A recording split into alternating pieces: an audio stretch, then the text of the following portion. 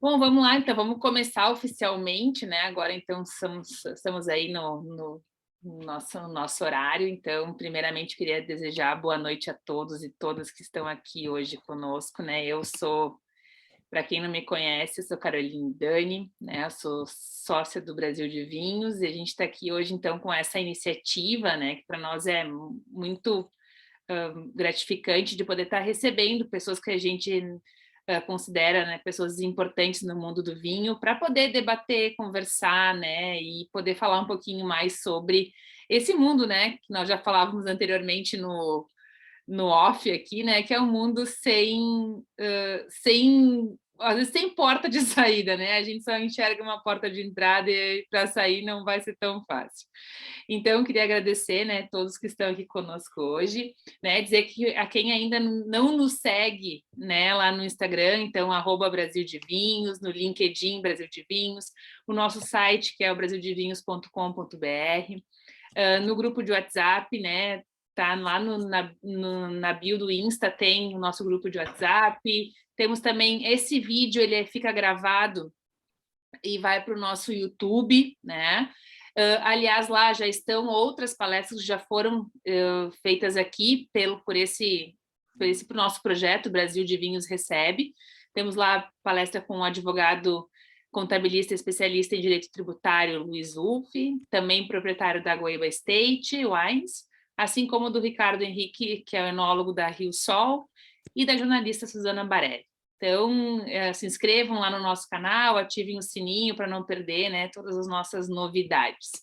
Queremos também agradecer a Tax Group, que é a empresa de inteligência tributária com sede em Porto Alegre, que patrocina, então, essa nossa iniciativa e apoia e valoriza o vinho feito no Brasil, os produtores brasileiros e toda essa paixão aí pelo vinho do Brasil. Quem quiser também sugerir nomes para a gente chamar aqui no Brasil de Vinhos Recebe, pode nos contatar por e-mail, né, o contato@brasildevinhos.com.br, ou também pelo direct lá no Insta, né, sempre à disposição. No dia 14 de julho, nós vamos ter a presença no Brasil de Vinhos Recebe da sommelier Jéssica Marzim.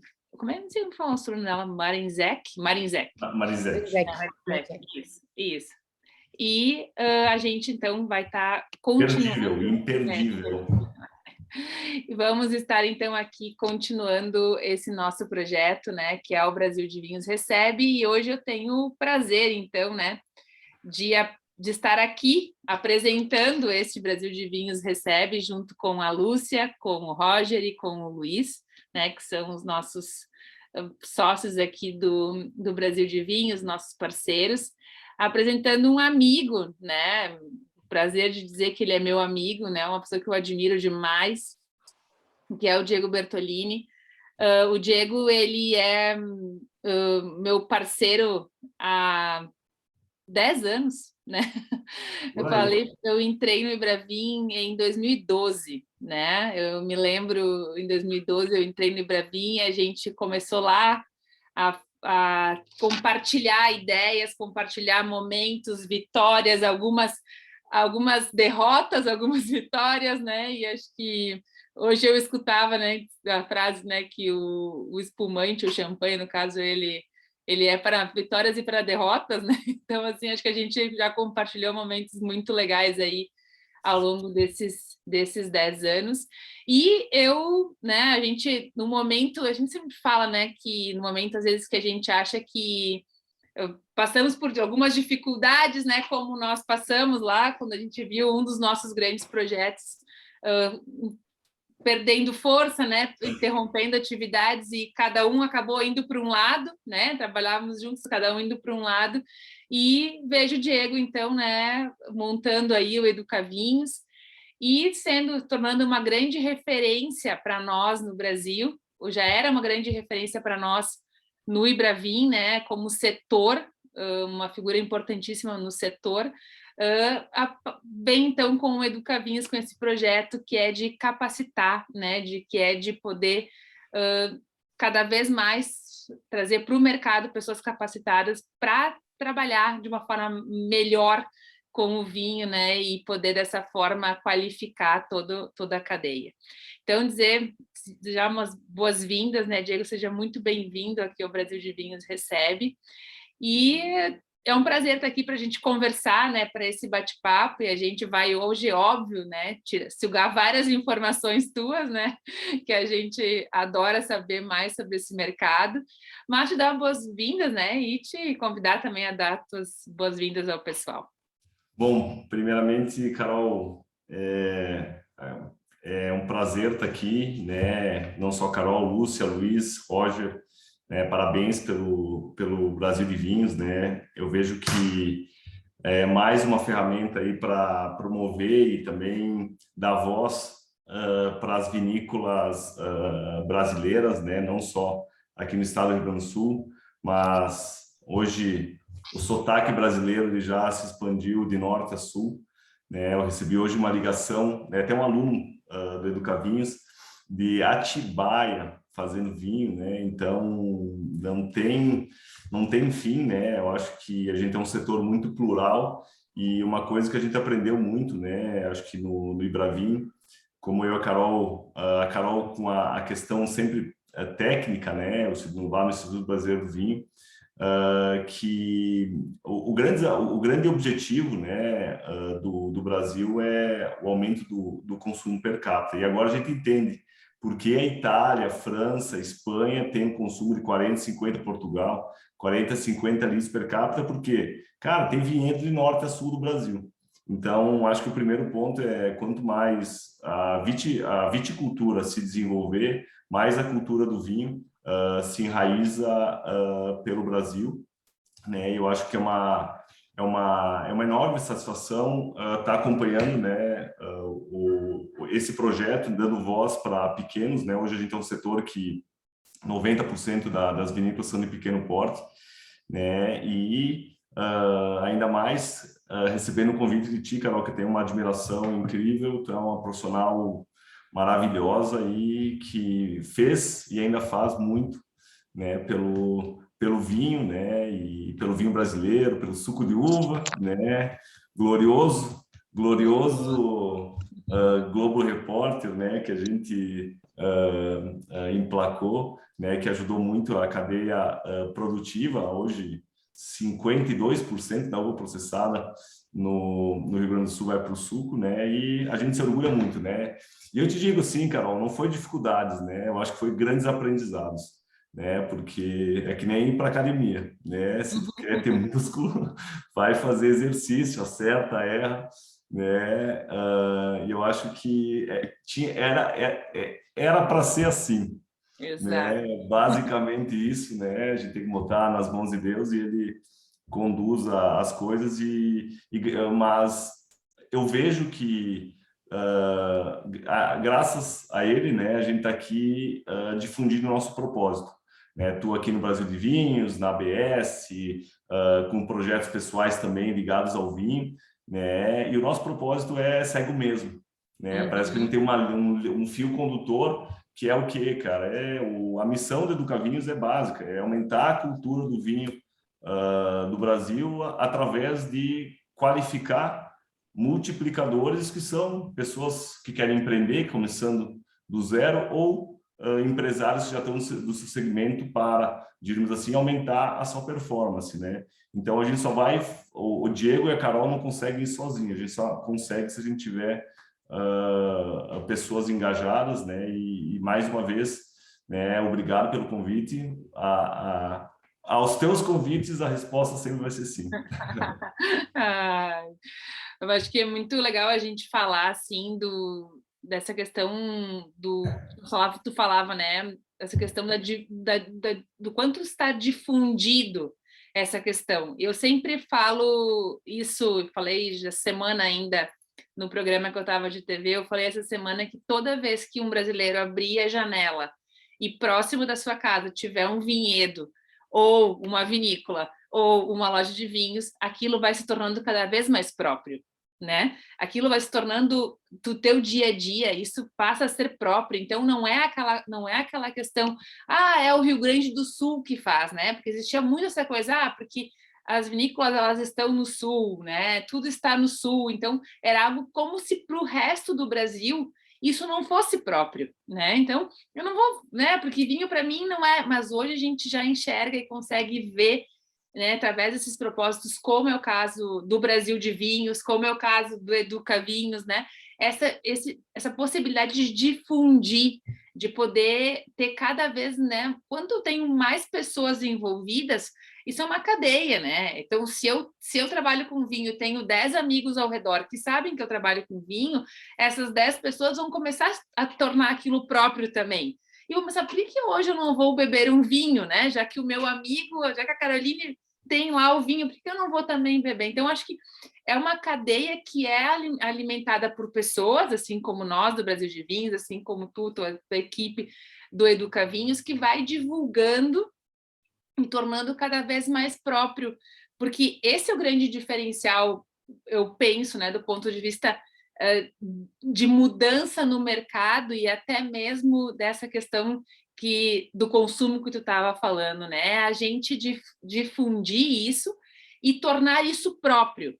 Porque quando eu torno isso cada vez mais próprio, mais próximo de mim, eu vou me afeiçoando. E toda vez que tu se afeiçoa, né, tu tem uma possibilidade maior de escolher por aquele produto.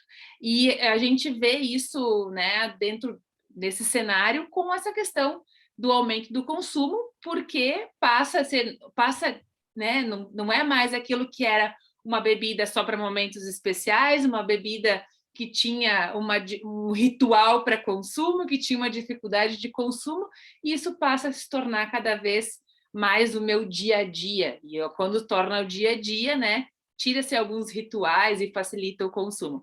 E aí eu queria começar te perguntando, uma pergunta que deve ter respondido muito, né, ao longo desse período, assim, nós tivemos um aumento, né, de consumo aí na pandemia, né? Tu trabalhavas com o mercado pré-pandemia, né? E a gente tem um mercado, a gente está aqui para falar de mercado de vinho brasileiro, estamos no mercado pós-pandemia. Se tivesse que elencar, assim, as principais mudanças que tu viste nesse mercado, né? Nessas eu estou tratando como pós-pandemia, mas, gente, a gente está na pandemia ainda, tá?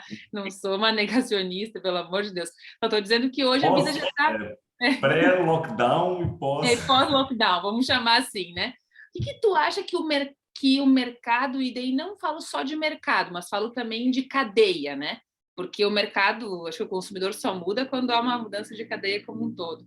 Mas o que tu consideraria como as grandes mudanças que nós tivemos no setor? Bom, eu tenho convicção, né, que querendo ou não, o vinho, né, ele era uma bebida que ela vinha no crescimento orgânico, tá, até 2019. Né, o espumante também a gente vinha num nível maior. Mas sempre, se a gente analisar o crescimento histórico do mercado de vinhos, tá, ele é um crescimento orgânico, tá? Porém, a pandemia ela foi literalmente abriu a válvula do nitro, né? Onde o carro acelerou 10 anos de crescimento. Mas não no mercado de vinho. Ela acelera esse crescimento em termos de comportamento, tá? E quando a gente fala de qualquer categoria, a gente tem que falar e entender o consumidor, tá? Eu vou contar uma historinha assim que para mim impactou muito, tá? E para mim profissionalmente impactou muito, porque eu depois dando consultoria, né? Isso 2019, 20, passei 2019 e 20 com consultoria, né? Com Evino, Cantu, Vinho e Ponto, Jolimon, Cooperativa Nova Aliança, entre outros projetos que eu estava desenvolvendo. Nunca esqueço, no dia 16 de março, eu estava no aeroporto de Caxias do Sul, indo para Campinas, né, para inaugurar uma loja da Jolimon, né, e quando vi, foi o dia D do lockdown, porque não passava na cabeça que o mundo ia parar, né? Então, não, isso aqui essa coisa vai passar logo, e eu estava indo, e nós, não, vamos o negócio acontecer. E o que aconteceu, né? A gente foi lá, estava no aeroporto, me ligaram, volta, tá? Daí cancelamos a inauguração, e aí sentamos na mesa da reunião da vinícola, e o objetivo era aonde nós vamos cortar. Porque imagina, uma vinícola que é localizada em Canela, depende de turismo, lojas, tá? Aonde nós vamos cortar? Quantas pessoas nós vamos demitir? Tá? Então foi uma reunião assim que eu saí em estrada de trânsito, cheguei em casa, né, e não dormi, e outro dia de manhã nunca esqueço. Cara, eu fiz o que posso acontecer. E eu fiz um MBA, né, na CAD Business School, em Bordeaux, na França, mas que passou por vários países, e um dos modos de marketing digital foi na China, tá? Em Xangai. E eu mandei uma mensagem para uma colega minha que era gerente do Dufry, que loja de aeroporto, na pandemia deve ter super impactado. Ela era gerente da Diageo em Xangai, e falei, o que está acontecendo aí? Eu falei, me diz, porque a China, teoricamente, ela estava uns 90 dias como consequência de pandemia na frente. E ela falou para mim, Diego, fechou tudo e todo mundo se voltou para o delivery. Eu disse, cara, é isso, né? É isso. Daí eu cheguei, não, peraí, vamos lá, não vamos fechar a unidade, vamos colocar nosso funcionário dentro, vamos operar, né? Vamos operar via delivery, né? Vamos operar via delivery, vamos fazer isso, vamos fazer aquilo.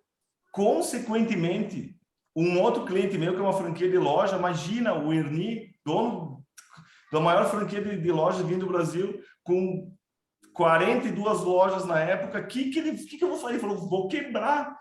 Né? Imagina, ninguém vai acessar a minha loja, etc e tal, porque era o pensamento, muita incerteza, fecha, não fecha, bandeira preta, amarela, roxa. E aí, a mesma coisa, eu disse, cara, vamos lá.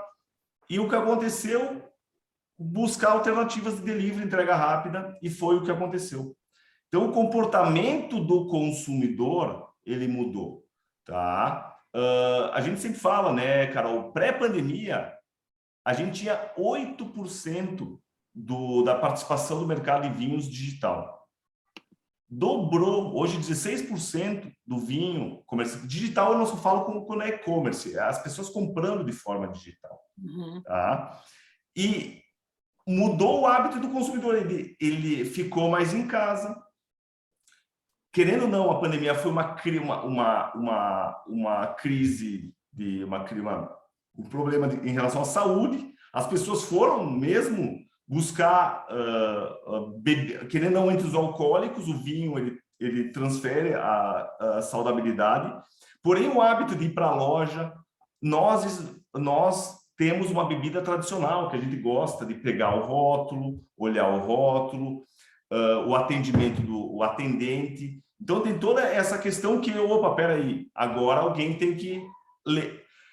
Através do digital, transferir essa curadoria.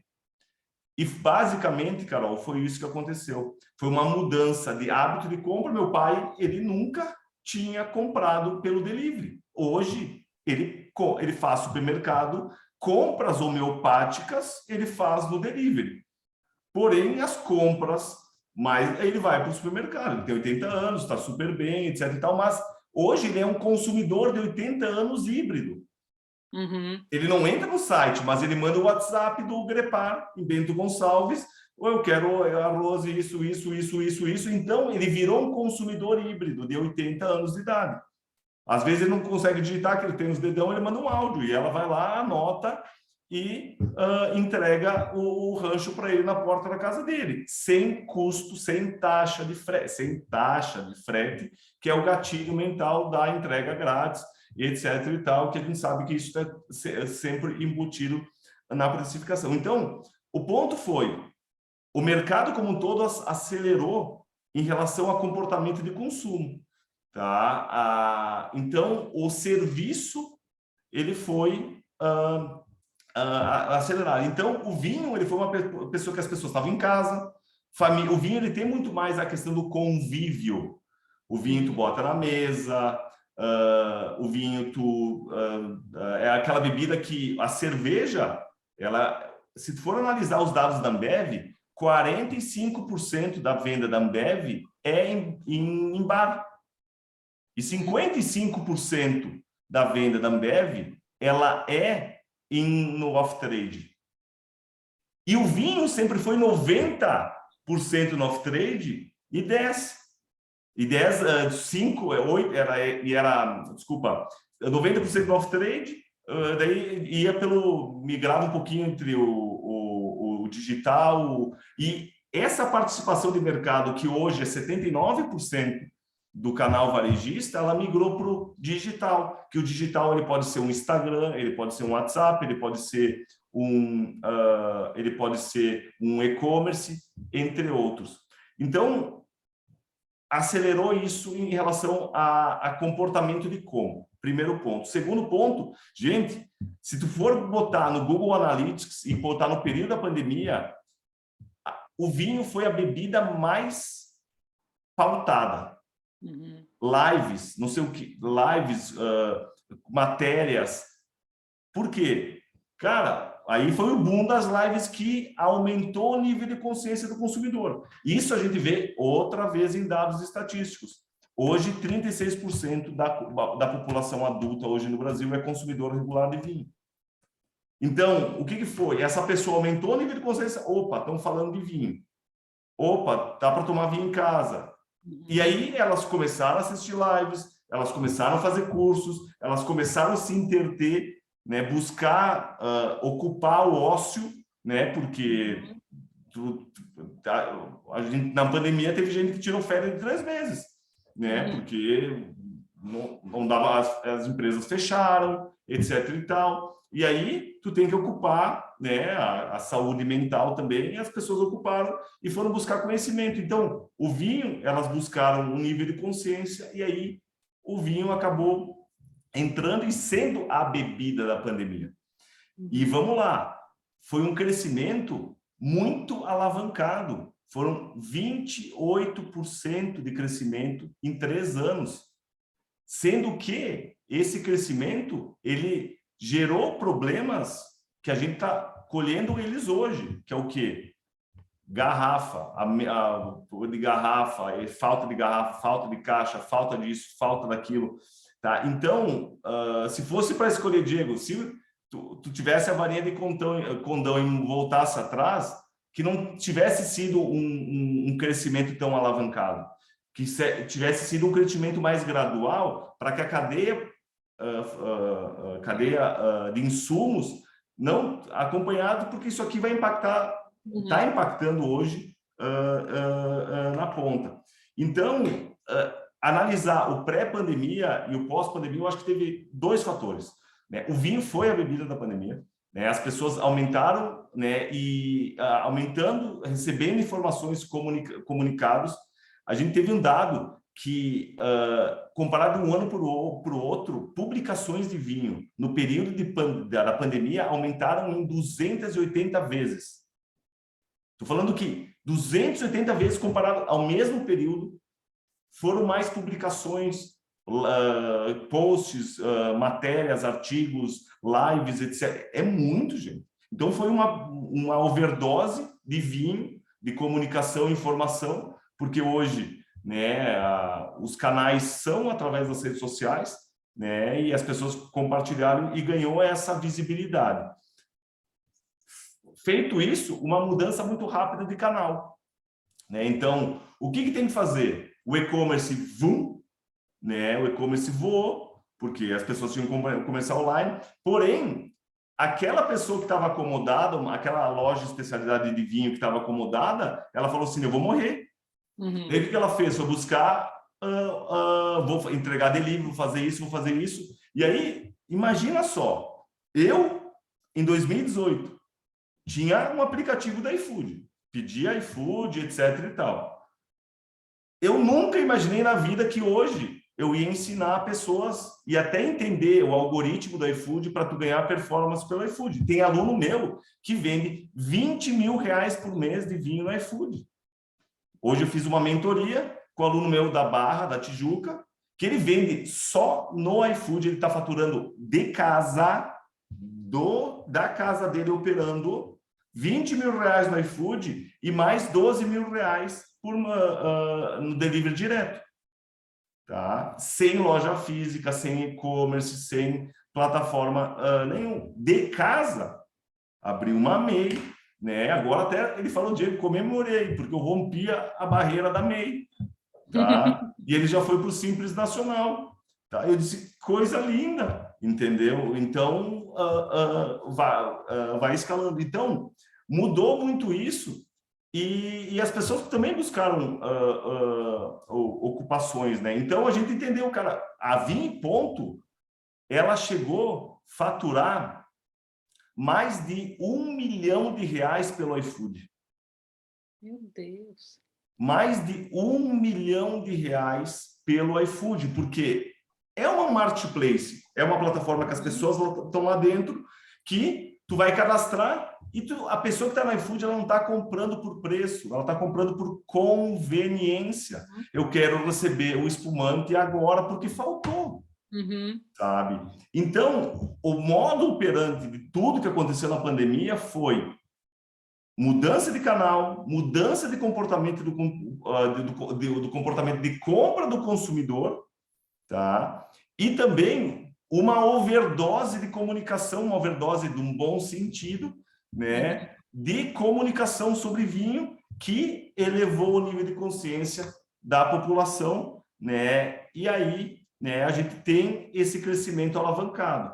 E claro, agora tu falou, pré-pandemia já víamos num crescimento orgânico, crescendo, espumante 8, 10, 8, 10, 8, 10 anos. Cara, o espumante, a pandemia empatou, no ano pandêmico empatou, mas em 2021 ele cresce 36% em volume. E esse ano continua crescendo 40%. Por quê? Mais um fator, se represou o casamento. Quem casou na pandemia? Casamento pelo Zoom, vou adiar. Não, então agora, cara, evento, casamento, e qual é a bebida? Outra coisa, eu fiz um estudo de mercado a pedido de uma pesquisa qualitativa com alguns clientes, a gente pegou 10 cerimonialistas do Brasil inteiro. Foi unânime que elas falaram o seguinte, que a participação no carrinho delas de casamento aumentou 40%. Daí tu vê que bate com o aumento do mercado. Ela falou, olha, hoje eu vendia um pouquinho de vinho, hoje eu vendo um montão de vinho. Então, porque hoje é obrigatório ter espumante, né? No caso, espumante e vinho em casamento. Então, o pós-pandemia agora, né, o que eu venho observando, então, pandemia foi isso, né? Então, houve alguns movimentos, né? O pós-pandemia agora a gente tem que rezar para estabilizar esse crescimento, porque não dá para continuar crescendo assim, porque a gente rompe a barreira, né? Estou vendo aqui o César Lindemeyer, que é produtor, né, da campanha Gaúcha, da Serra do Sudeste, perdão, né? Eu falei campanha porque eu vi a boinazinha dele, daí já me remeteu à campanha, mas produtor da Serra do Sudeste, né? O Brasil, vamos lá, Carol, vamos ser bem sinceros. Se nós crescermos mais 20% a categoria Brasil, acabou uva. Estou falando de vinho fino. Se a gente crescer esse ano 20% a categoria de vinho fino, cara, não vai ter uva ano que vem, tá? Então, a gente tem que falar o seguinte, opa, peraí, porque o mercado se chama oferta e demanda, tá? Então, nós temos, né, esse papel também, né, como profissionais de mercado, de falar o seguinte, cara, não é que nem a Coca-Cola, que a gente bota o xarope, liga a linha de invase e vai, né? A França teve um problema climático lá e os vinhos de Borgonha mega hiperinflacionário. Então, o pós-pandemia agora, o que eu vejo que é muito nítido para mim, é uma mudança de comportamento de novo, tá? Um retrocesso à questão, cara, já fiquei demais em casa, já comprei muito vinho online. Hoje saiu uma matéria que um grande player de e-commerce do Brasil caiu 40%, tá? Porque é uma empresa que já está com captação, enfim, etc. Então, o e-commerce dá uma esvaziada, mas é o que eu vejo que o segmento de loja especializada e bar e restaurante vem com tudo. Então, tu vê que o mercado, ele começa... o que ele faz? Que para mim, para mim, a grande lição da pandemia é não colocar os ovos numa cesta só. Hoje, é multicanalidade. Tu não tem mais on e offline, cara, tu é um só. Então, o digital ele serve para tu divulgar, para tu vender, e se tu não tiver sempre atento, né, tu vai estar sempre...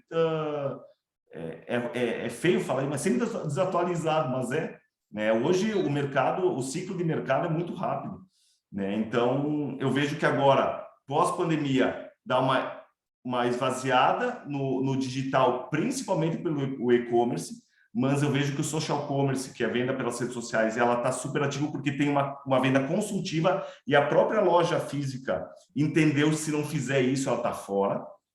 Tá?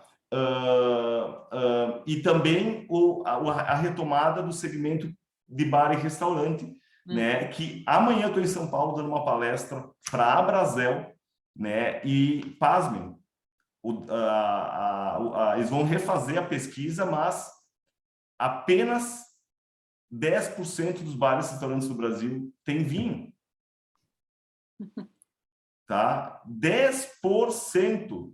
Tem um dado que tem 1 milhão de estabelecimentos de alimentação fora do lar e apenas 10%. Daí fala assim, por que tem tudo para fazer? Por que tem oportunidades infinitas nesse mercado? Porque tem tudo para fazer. Cara, tem que treinar esses garçons, ensinar os caras a vender vinho, né? Pegar o garçom, pegar o dono do restaurante, cara, tu pode ter mais margem com isso aqui do que a cerveja, porque a cerveja é tabelada, o vinho, a precificação a precificação do vinho é subjetiva, tu tem região, várias variáveis, safra, etc. Né? Então, esse eu quis resumir, fazer um ciclo que eu vejo que a gente está comportamento de consumidor voltando um panorama meio pré-pandemia, mas com uma presença do digital nunca antes vista, tá? E agora é eficiência, né? Então, quem entrou se deu bem na pandemia não é garantia de sucesso pós-pandemia, porque agora muita gente aprendeu na pandemia e tu tem que estar... Quem era só bom na loja física teve que ir para o digital. Tá? Quem apenas fazia distribuição para bar e restaurante, agora está atendendo o canal e está tendo o teu site para vender verticalização do consumidor final. Então, foi uma dança de cadeira bonita, né? Que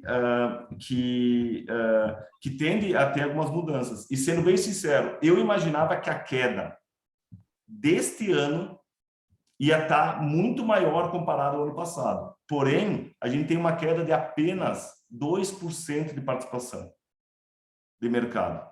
2%. A gente tem uma queda maior.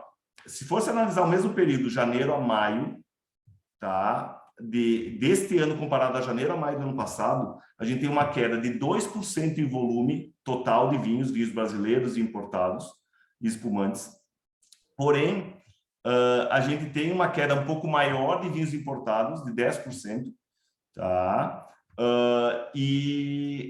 Um crescimento de vinhos, finos brasileiros, espumante nem se fala, e até o vinho de mesa está retomando o crescimento com 7%. Então, basicamente, é isso, né? Eu acho que a gente vai retomar nesse crescimento orgânico agora pós-pandemia, e o que vai dar o drive de sucesso de qualquer empreendimento agora é eficiência, profissionalismo e multicanalidade, né? Atuar em vários canais. Mas tu sabe, Diego, te escutando, assim, o que eu percebo, né, que eu também trabalho com o consumidor, trabalho com além da parte, né, de educação, trabalho com a venda também e trabalho muito com, né, vendendo para restaurantes, para chefe de cozinha, né, para espaços assim. E uma coisa que eu observo é um consumidor muito mais informado, né? E essa informação que esse consumidor traz, isso está também movimentando. Porque o cara já não pode simplesmente pegar uma carta de vinhos oferecida por alguém e ter para vender, porque o consumidor vai fazer a pergunta. E aí o que eu estava falando, né? A gente tinha uma máxima no setor, a gente sempre falava, né? Ah, quem vai no Zafari pede por tal produto. Eu falo no Zafari aqui, né? Porque é o que a gente tem aqui. Porque quando tu vai na caixa e tu pede por tal produto, eles vão olhar para aquele produto, né? Então é mais ou menos essa ideia, tipo assim, o cara chega e diz assim, não, mas eu bebi vinho, agora eu quero ir num restaurante que tenha vinho. E esses dias aconteceu comigo, tenho uma prima que mora em Tapera, pertinho de Passo Fundo, e ela dá consultoria para um senhor lá que tem um espaço em Ibirubá. E é uma área assim que não é muito, né, com muita tradição vitivinícola e tal, e aí ele abriu um wine garden, né? Então a ideia era um garden daí para poder ter. E aí, bom, e ele tinha o garden, mas não tinha o wine, né? Então a proposta era ter um wine garden, mas não tinha. Bom, aí ele fez um espaço para eventos e a minha prima falou: não, conversa lá com a minha prima para ela te oferecer, né? Que ela tem para conversar. Bom, resumo da ópera, né? A gente fiz para ele uma proposta de produtos e tal.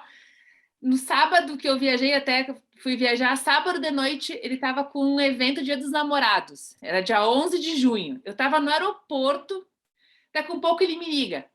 Eu tô com um cliente aqui que disse que gosta de um vinho do tipo Carmener, mas eu não tenho nenhum Carmener. O que que tu me indica para ser um substituto para o Carmener? Então, assim, eu achei aquilo tão interessante, porque, assim, era alguém que estava imbuído de ter o vinho, mas que não tinha informação e que precisava, porque o cliente dele vinha já com uma informação, né? Então, o quanto isso impacta? E aí eu quero te trazer essa pergunta por quê?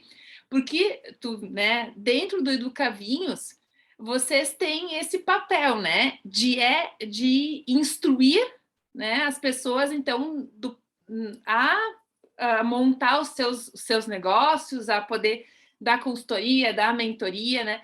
E assim, o que tu escuta também desses teus alunos, né, com relação a essa mudança de consumo? Porque e aí também fazer um ganchinho, porque o Dani Salvador, né, quando ele ainda era presidente da ABE, durante a pandemia, ele me disse um dia assim: Carol, o que o vinho brasileiro precisava era de uma oportunidade.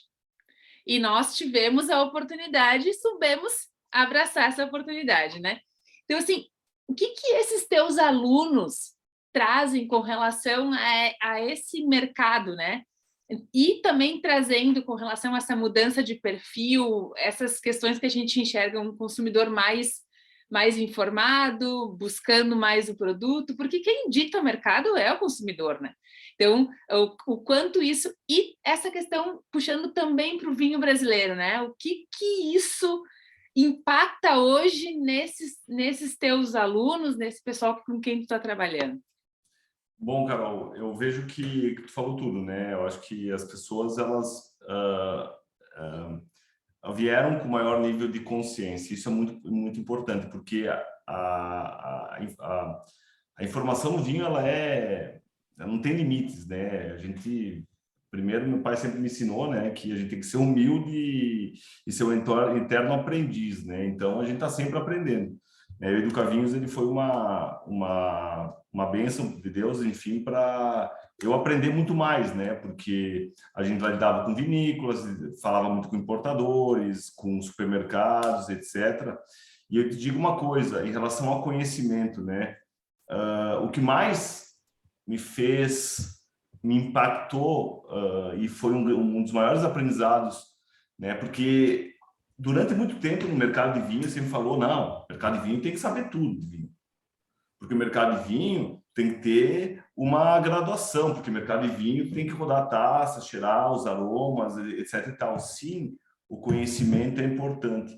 Porém, né, eu vejo alunos meus, né, que eles olham o rótulo, Cabernet, Merlot, harmoniza com carne, frango, e sai vendendo, tá? Sai vendendo e eles vão aprendendo no processo. Então, por quê? Porque quanto maior nível de consciência tu tem, mais crítico tu fica, tá? E quando tu tem, às vezes, um menor nível de consciência, tu tem ação, tu vai para frente, tu tem que vender vinho, tem que vender vinho, como? Ah, esse tinto vai combinar com isso. Aprende poucas coisas, tá? E fala poucas coisas. Por quê, Carol? Se a gente pegar a pirâmide de consumidor no Brasil, tá? A gente tem 122 milhões de adultos aptos a beber, a consumir álcool no Brasil. Tá? 38 milhões são consumidores regulares. Esse consumidor regular tem um consumo frequente. E o restante, quase 80, 70 e tantos, 80 milhões, tá? São consumidores esporádicos. E esse cara, se a gente chegar com ele com fermentação malolática, com vitivinífera, vinho fino, vinho de mesa, qual a diferença disso aqui? Tá? Para ele, vinho de jabuticaba é vinho, tá? E é um pecado se ele acha isso? Não. É uma oportunidade da gente introduzir vinhos de melhor qualidade, etc.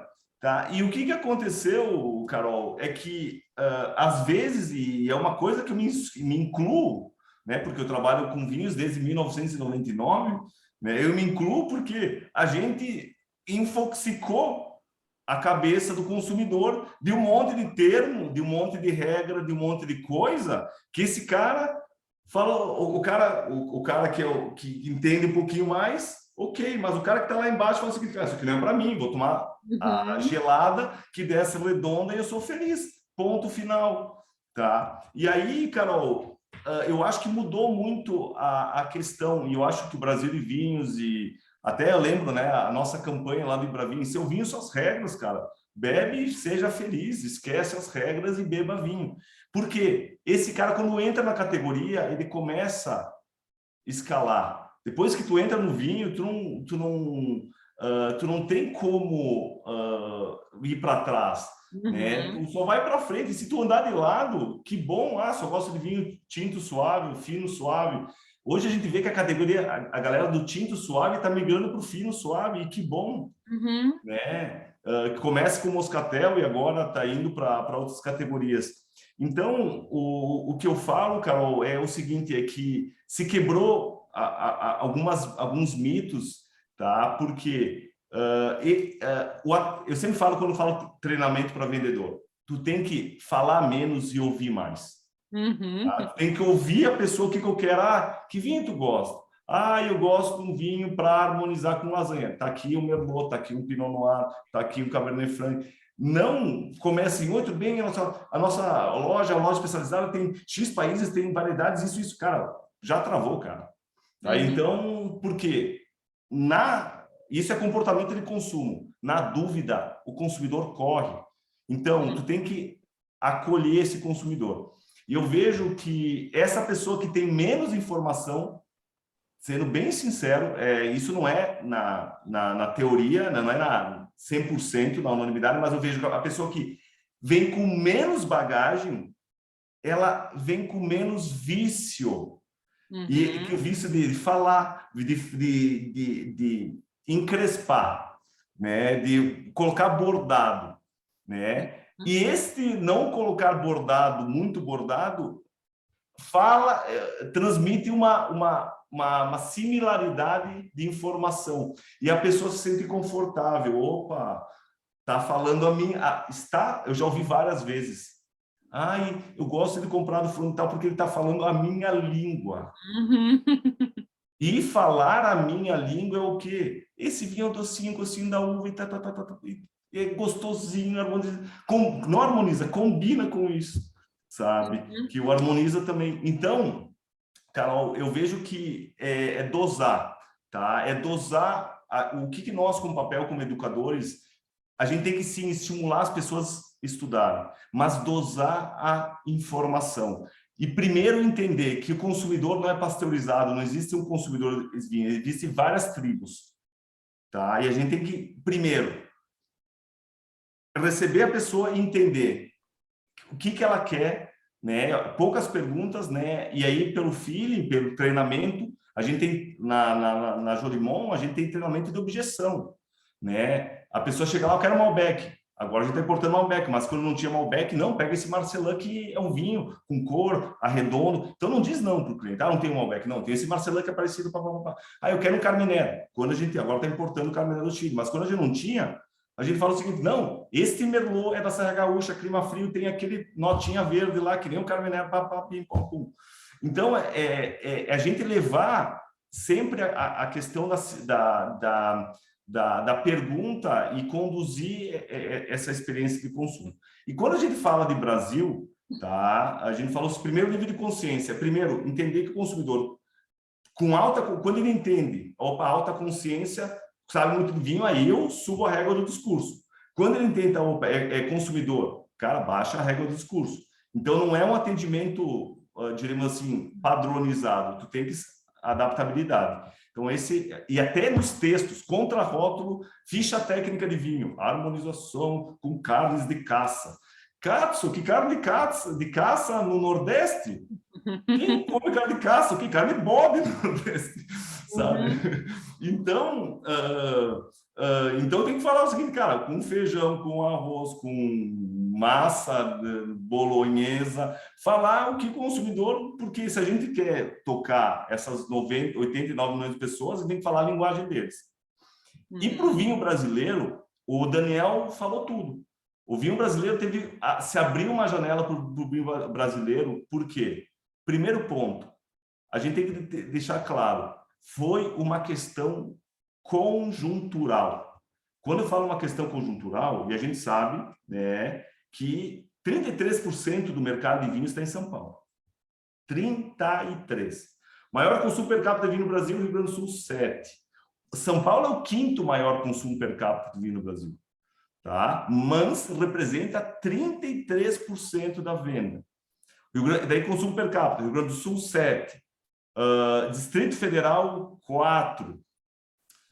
Rio de Janeiro, 13%, alguma coisa. Santa Catarina e São Paulo. Tá? Agora, de cor, não sei, mas a ordem de estados é essa aí. E aí, o vinho brasileiro, ele estava ainda muito concentrado. Quando eu falo vinho brasileiro, é tudo. É vinho de mesa, vinho fino e espumante. Tá? Ele estava muito concentrado ainda na distribuição sul. Tá? E isso eu falo porque eu tenho acesso a dados os estatísticos, e é só olhar a curva de comercialização de vinho brasileiro para São Paulo. Tá? A gente ganhou uma participação de 10% do share em São Paulo, que é o que é 1/3 do bolo do que se vende vinho no Brasil. Mas quem está em São Paulo também são eu não gosto desse termo importador de vinho, não é distribuidor de vinho, ele vende vinho. E esses caras, quando o câmbio faz isso aqui, ele tem duas chances. Ou quando o câmbio sobe, tá, ou ele aumenta o preço, ou ele busca vinho mais barato na fonte, ou ele busca solução no mercado local. E o Brasil ficou atrativo na faixa de preço do vinho até R$30. Estou falando de vinho fino agora.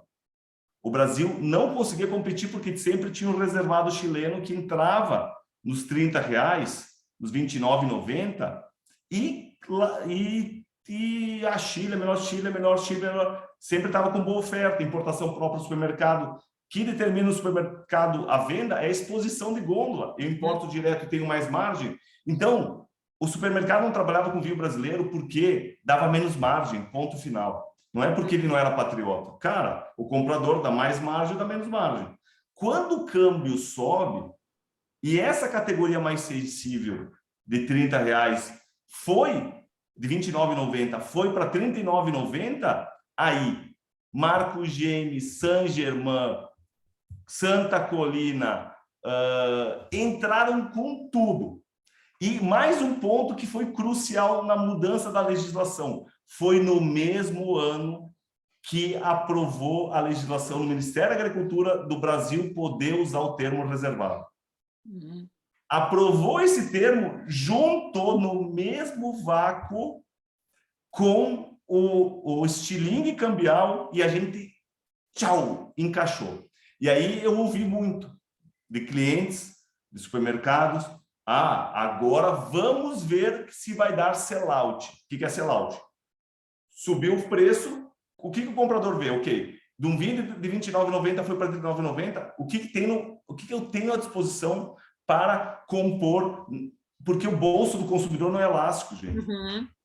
Ele vai pagar o by the book que ele está acostumado.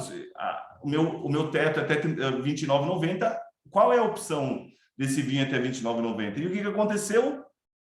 Entrou Marco Gemes, entrou Salton Classic, entrou etc e tal, nessa faixa de preço. E aí vem um trabalho de base que a gente fez, Almaden, entre outros, né? A Grande União. Vem um trabalho de base que a indústria fez, que é o quê? Melhorar a qualidade. E aí, quando a gente conseguiu, fechou a questão conjuntural, a gente conseguiu encaixar nesta faixa de preço, deu sellout. E outra coisa que eu falo para vocês, mais tecnicamente falando da questão da produção, termovinificação. Ela ajudou muito, porque o consumidor brasileiro estava, o de fino, até R$ 29,90, estava acostumado com vinho frutinha redondinho. E o nosso vinho, eu trabalhei em vinícola há muito tempo, na vinícola, era um vinho Cabernet Sauvignon com tanino verde. E a termovinificação faz o quê? Deixa mais redondinho, mais tutti-frutti. E aí, esses vinhos nessa faixa de preço são termovinificados, na sua maioria, entram nessa categoria e, opa, peraí, tem frutinha, tem tanino redondo, é bom, tem boa acidez, bom equilíbrio. E nessa faixa a gente melhorou muito, bom, tem sellout. E aí o cara, não, peraí, em vez de eu importar e antecipar a capital, eu vou me abastecer do mercado interno com essa categoria. E aí a gente tem essa consequência desse boom, né? Porque 81% do vinho que vende no Brasil, gente, é até R$70. Tá? E digo mais, 60% do vinho vendido no Brasil é até 50.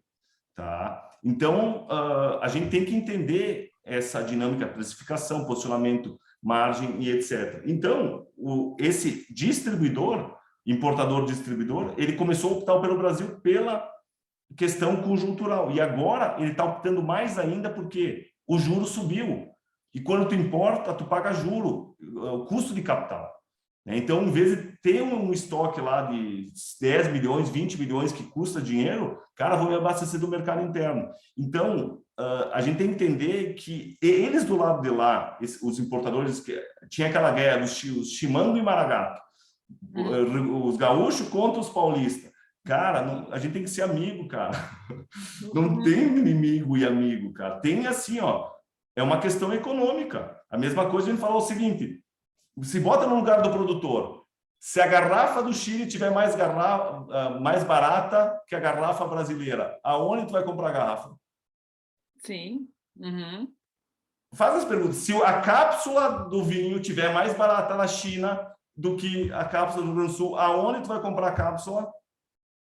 Então, eles faziam o mesmo. Então, a gente tem que entender que patriotismo, que nunca trabalharam, não, é que era oportunidade, eles ganhavam mais recursos. E quando o dólar sobe, a questão cambial, eles estão trabalhando. Agora, a gente tem uma grande oportunidade de a gente continuar esse trabalho, não fazer besteira de fazer produto de baixa qualidade, etc.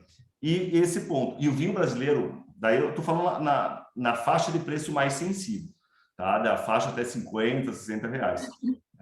Que grandes empresas conseguem atuar. Mas o que mais o vinho brasileiro, na minha opinião, estou orgulhoso, é na faixa acima de 80 e principalmente acima de 100 reais. Essa faixa de vinho premium brasileira, ela dobrou de tamanho. Tá? Porque as pessoas se abriram ao vinho brasileiro, opa, peraí, tem vinho de entrada bom, eu vou ousar mais. E aí a gente tem não só as grandes, mas médias e pequenas, né, fazendo um trabalho maravilhoso, tá? Vendendo vinhos maravilhosos que também nessa faixa. Então, eu vejo que o vinho brasileiro, ele cresceu na base, principalmente, que é onde sustenta o volume, mas cresceu na tampa da panela, né? E é isso que a gente está vendo esse movimento, né? Dessas pequenas, esses pequenos produtores. Então, tentei fazer um resumão, né? Falar um pouquinho de história para a pandemia, mas voltado ao vinho brasileiro foi, resumindo, tema de casa, que era fazer vinho, entender cada terroir, saber que espumante é na serra, Merlot na serra, Taná, enfim, algumas variedades, Chardonnay, pim, campanha gaúcha para vinhos de custo-benefício, é a região menor, menos manejo, menos custo de produção, mecanização e etc. Tá? E a questão conjuntural ajudou muito, né, a essa visibilidade do vinho brasileiro. Eu digo mais, todo mundo fala, a pandemia fez, o câmbio fez o vinho brasileiro ganhar relevância para os varejistas e distribuidores. E eu acho que, assim, uma outra questão que eu vejo, né, e isso como filha de enólogo, né, e nascida dentro de uma vinícola e tendo acompanhado tudo isso, assim, o meu pai como enólogo sempre foi um cara que eu sempre primou muito pelo produto, né? Pela qualidade do produto. Eu me lembro, assim, era vinho de mesa, né? Não tinha essa questão dos vinhos finos na época ainda, quando o pai tinha vinícola, mas sempre a preocupação muito grande com a questão da qualidade, mas principalmente isso eu escutava muito do meu pai, assim, aquela coisa, o que mais eu vendo na vinícola? O que o meu pai mais vendia na vinícola era branco e rosé suave. Era o vinho que ele mais vendia na vinícola naquela época. Estou falando aqui de 90, né? 1990. Mas uma coisa que eu enxergo muito, né, Diego, e tu também tem acompanhado junto ao Educavinhos, tu falaste aí dos vinhos premiums, né, das vinícolas médias e pequenas, né, o aparecimento de um número enorme de vinícolas também, né, que surgiram com uma outra pegada, né? Eu vi que tinha aqui o Camper Digueiro tá aí, né? Também não sinta aí, com uma pegada de entender essa mudança do consumidor, né, Diego? Porque assim, eu acho que isso, faço vinho como eu gosto de beber. E isso eu escutei de mais do que né, de um produtor. Entender essa mudança do consumidor e aí poder lançar rótulos diferentes, lançar produtos que atendem o que o consumidor quer, como tu falou, um vinho com termovinificação, um vinho com fruta, um vinho que tenha menos tanino, entender melhor essa questão da qualidade da uva, né, dos terroirs, né? Então, esse papel também de poder compreender melhor toda essa cadeia onde o consumidor é um consumidor que sabe o que gosta, talvez ele não saiba o que ele gosta. Esses dias eu fiz um curso de degustação de vinhos brancos e uma amiga minha falou assim, eu vou nesse curso para ver se tu me convence a gostar de vinho branco, porque eu não gosto de vinho branco. E eu quero que tu me convença disso. E eu disse, mas o que tu não gosta no vinho branco? Eu não sei. Vamos ver o que tu vai me apresentar lá no curso, vamos ver se tu me convence a gostar de vinho branco. Bom, eu fui de Lorena, a gente foi Chardonnay, barricado, não barricado, a gente foi de Alvarinho, e aí eu botei um vinho laranja, do Hélio Marchioro.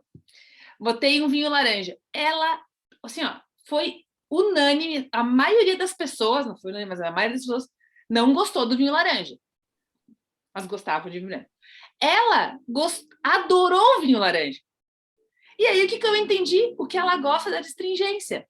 Eu disse, não, tá aí o que tu gosta, entendeu? Então, pro teu perfil, é isso. Mas ela não sabia o que ela gostava, o que ela não gostava. Mas ela entendeu, né, dentro o que ela não gostava de vinhos brancos.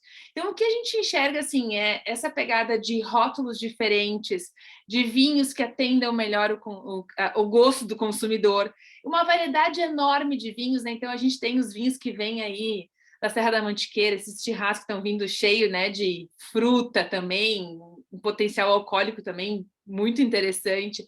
Então, a gente vê esse perfil para atender essa mudança que a gente está enxergando, que vem desse setor que também se abriu, né? E eu queria dizer aqui, né, a gente tem aqui alguns produtores, dizer também, né, que a gente também eu fico orgulhoso, né? Imagino que tu deva também ficar, fico orgulhoso de ver esse setor que também pôde, né, também entendeu o que precisava. Se o mercado, né, lá a ponta precisou entender que precisava de multicanais, né? As nossas vinícolas também entenderam que precisavam mudar. E isso falando de gringo, e eu posso falar de gringo porque eu sou gringa, né? A gente só pode falar mal de alguém quando a gente é, né? Quando a gente não é, não pode falar. Então, assim, eu posso falar porque eu sou lá de Flores da Cunha, Otávio Rocha, e posso falar mal de gringo. Assim, a dificuldade que a gente tinha, né, Diego, assim, ó, as pessoas elas não se abrirem, não pensarem um pouco mais fora da caixa. Então, se a ponta precisou pensar fora da caixa, a vinícola também precisou pensar fora da caixa, né? E eu queria que tu falasse que tu também tem experiência com relação a isso, porque tu dá consultorias para Jolimon, para outras né, para outras vinícolas. Até para o meu irmão. Até para o teu irmão, né? A Manos apareceu aí, né, com produtos. Eu conto sempre a história do Nebbiolo Rosé. Faz parte das minhas aulas, tá? Só para tu saber que Nebbiolo Rosé faz parte das minhas aulas. Contou a história que ele contou no dia do lançamento do vinho. Então, assim, queria que também falasse só um pouco para a gente, assim, essa questão, porque houve uma mudança também lá na vinícola, né? Essa ideia, como tu falou, da termovinificação, mas toda essa... Para atender essa mudança lá, tem uma mudança também anterior. Eu acho que isso precisa ser valorizado também, né? Olha só, hoje eu estava almoçando, fazia tempo que eu não ia para casa dos meus pais almoçar, né? Tem que tomar uma chapuletada, enfim, que tá corrido, estava em Goiânia semana passada, amanhã estou indo para São Paulo, enfim, mas daí fui almoçar e estava falando com meu irmão. Meu irmão também, a gente tem um projeto vitícola e vinícola, agora vinícola também, na Serra do Sudeste, em Cruzilhada do Sul, né? E ele foi para...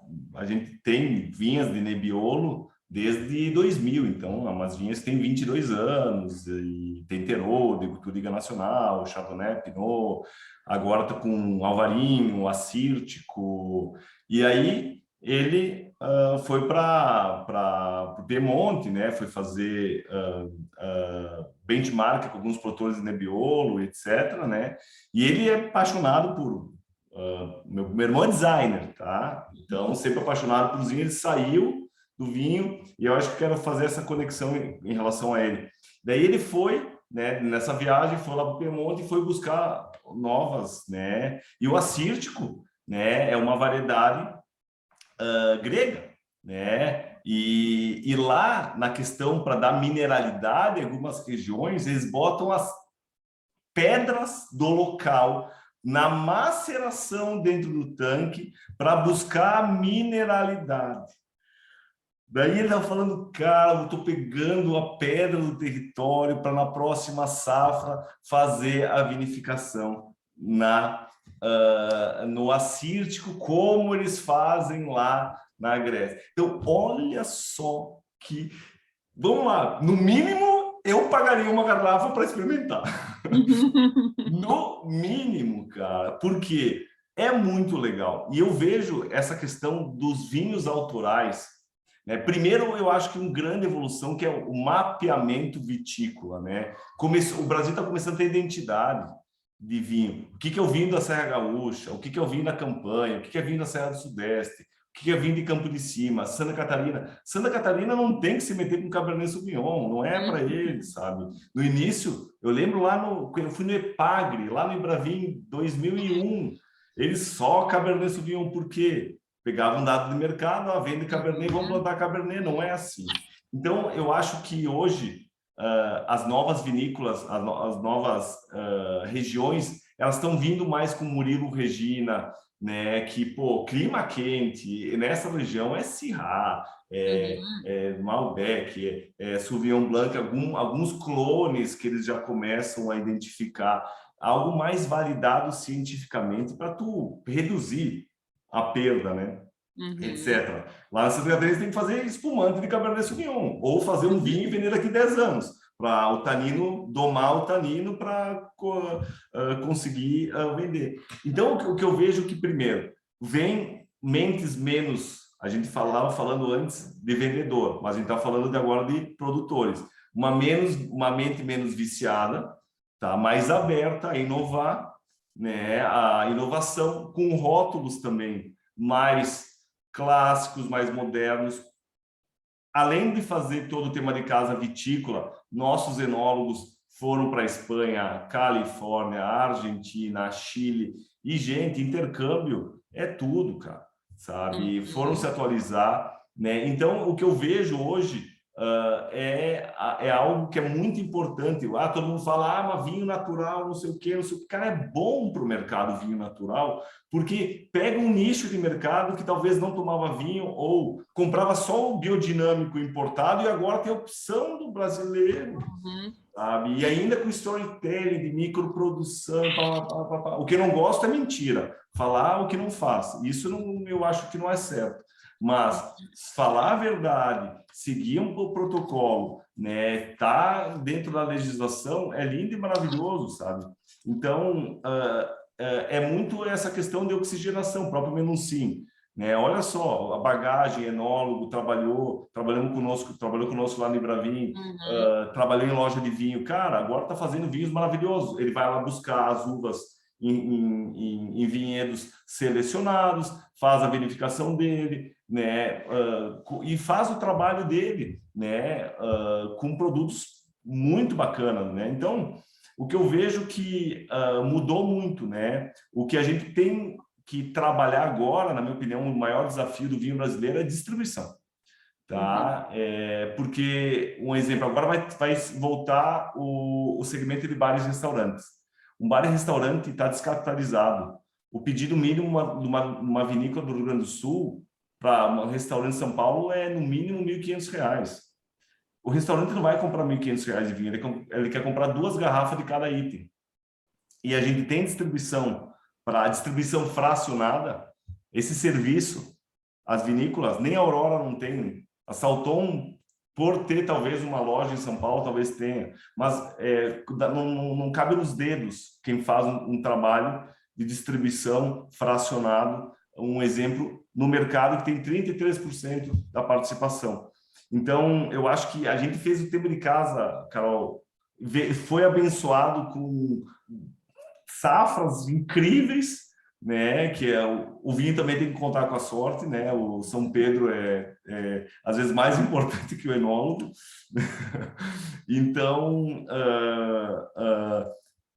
agora a gente tem que olhar para frente. Agora, opa, peraí, o mercado de bar e restaurante voltou. Como eu vou atender esse mercado? Vendendo R$1.500 pedido mínimo, estou fora, sabe? Então, eu acho que a gente fez o tema de casa bastante, com rótulo, com produto, com tudo, mas a gente tem as vinícolas brasileiras têm tudo para fazer ainda da porteira para fora, tá? E principalmente quando a gente fala em distribuição, porque os importadores, distribuidores que agora também tem vinho brasileiro são eles, a gente tem que entender que o produtor produz e vende. Esses caras, eles só vendem.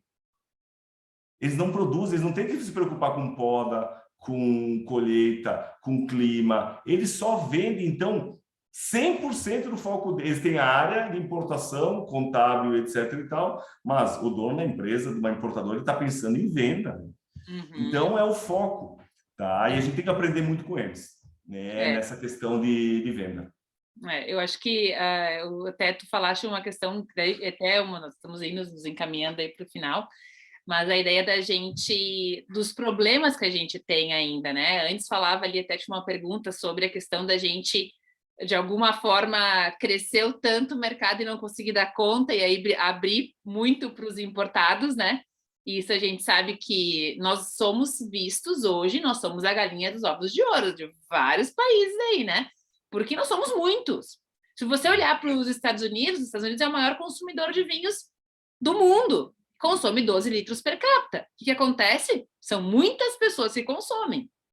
Não chega nos 30, 40 da Europa, é 12, só que são quantos? São muitas pessoas. Mas os Estados Unidos é o quê? São 50 estados produtores de vinho.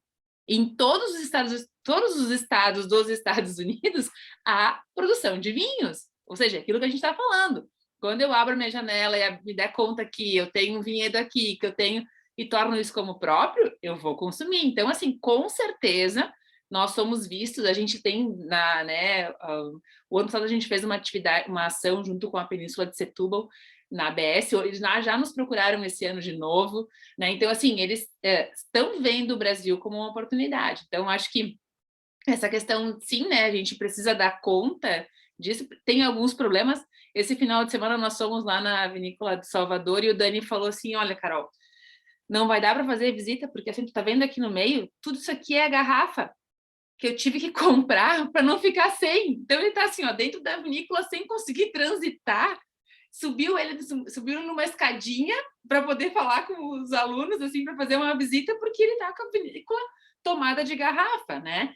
E aí, e até agora, né, que o Menoncin falou, né, o ideal seria montar um DC de distribuição coletiva em grandes centros, né? Então, assim, o problema é a gringalhada entrar em acordo, né? Então, acho que esse é o grande dilema, né? Então, assim, quais seriam, no teu ponto de vista, as nossas maiores dificuldades? Já listaste algumas coisas aqui, né? Mas, assim, algumas dificuldades que a gente, como a gente está aqui no Brasil de vinhos, né? Estamos falando para os nossos consumidores, para os nossos produtores, né? Que seriam, assim, os nossos grandes gargalos, nossas grandes dificuldades e para a gente poder até pensar, né? Porque eu acho, assim, que nós falávamos aqui no início, né? Que frente às dificuldades a gente busca alternativas, né? Então, a gente passa por dificuldades e busca alternativas. Então, para que nós pudéssemos, de alguma forma, educar vinhos, é isso, né, Diego? Ele é uma alternativa para uma dificuldade, né? Que foi criada e que... Então, assim, o que nós temos como dificuldade, de que forma, né, a gente pode, daqui a pouco, pensar em alternativas? É isso aí, falou tudo, né? Um problema, de uma dor, a gente tem que não pensar na dor, né? Pensar como a gente vai o antídoto, né? Enfim, o remédio. Eu vejo, Carol, em relação à cadeia vitivinícola brasileira, né? É um crescimento orgânico, tá? Um crescimento orgânico, principalmente na parte de produção. Né? A gente precisa ampliar a área produtiva, vinhedo, no caso. Né? A gente sabe que no Brasil subiu, muda é dolarizada. Então, subiu tudo, uma barrica é dolarizada, a rolha é dolarizada, garrafa diferente é dolarizada, cápsula é dolarizada. Então, a gente sabe que a cadeia, material genético, você vai comprar muda do Brasil dos viveiristas aqui, os viveiristas estão vendendo 20%, eles acompanham o preço do dólar. Então, falei esses dias trabalhava no Ibravin também com o Edgar, tá rindo à toa, né? Porque é produtor de muda, porque, cara, o dólar subiu, muda subiu e o custo deles não subiu como o dólar, mas ele subiu o preço porque, gente, oferta e demanda e o mercado é assim, tá? Então, eu acho que é um ponto a gente aumentar a área vitícola.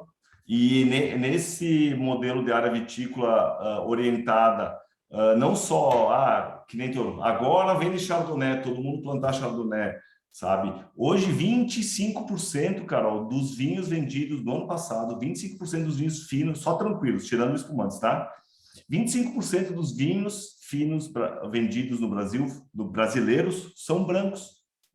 25%, tá? Isso é uma demanda, é uma consequência de, cara, vamos para o Chardonnay, não sei o que, a gente tem um monte de Chardonnay de qualidade, Chardonnay se adaptou em quase todas as regiões muito bem, variedade precoce na Serra Gaúcha, Campanha Gaúcha, Serra do Sudeste nem se fala, vai muito bem, tá? Então, eu acho que sim, ampliar a vitícola, a gente está no limite, tá? Eu falo mais uma vez, se ele crescer 15% esse ano, ano que vem, a uva vai estar R$8. Eu sei porque a gente é produtor de uva e vende uva. Esse ano chegaram a 7,50 querendo pagar nossa uva. Só que 7,50, Carol, sabe? E a gente fala o seguinte, cara, a gente sempre forneceu para esse cara, não é por causa do aumento, a gente vai deixar de fornecer. Mas querendo não, subiu o preço da uva. O custo também, porque insumo subiu, mas não para vender a R$8, tá?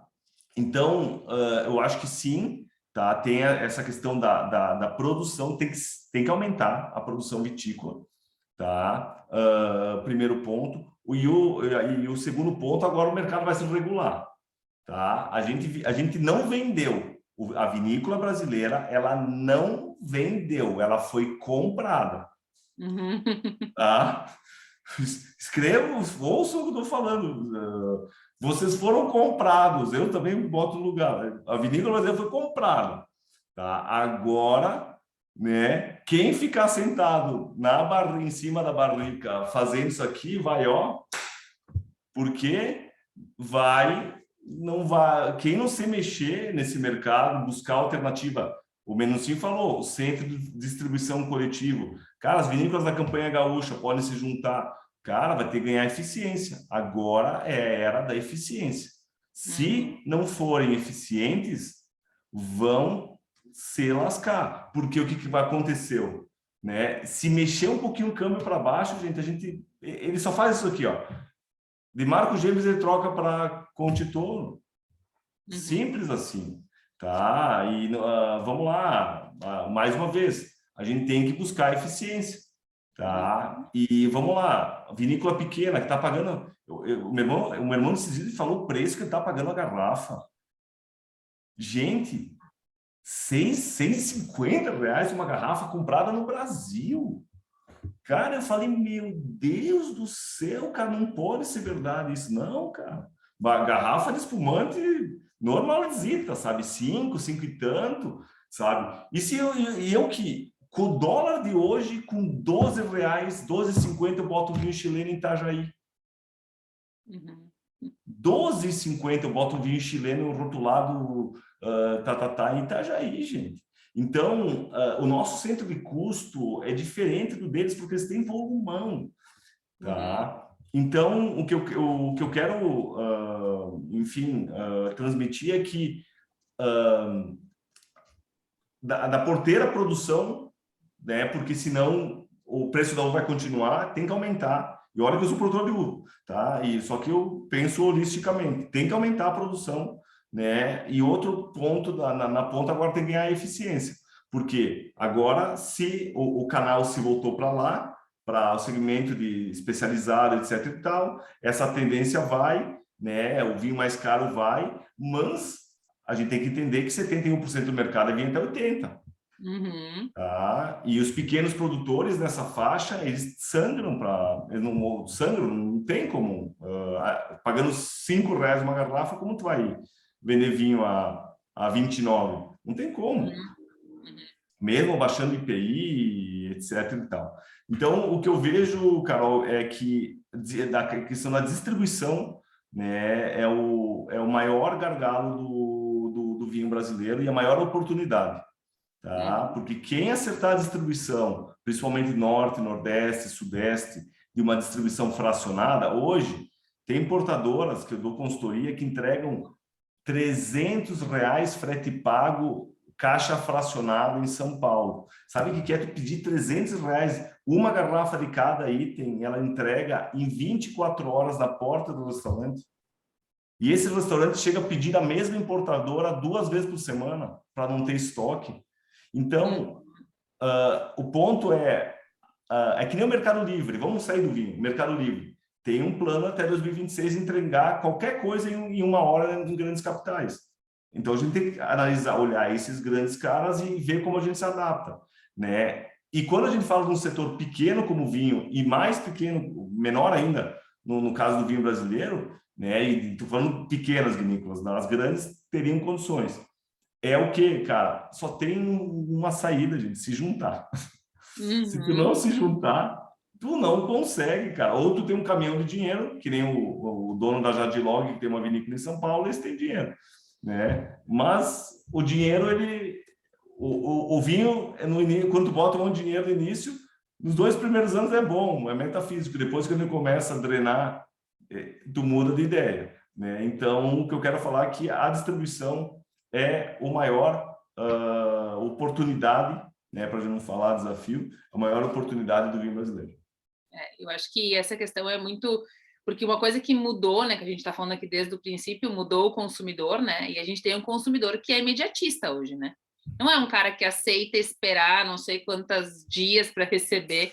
E eu vejo isso, assim, e a dificuldade que a gente tem de atender a isso, né? Então, de poder fazer essa logística. Então, eu acho que essa questão mesmo das empresas precisa, né, ser pensado e ser, de alguma forma, articulado para que a gente possa, né, não perder esse consumidor para alguém que consiga atender isso de forma mais eficaz, né? Então, não existe mais essa coisa do esperar, né? E as pessoas querem receber.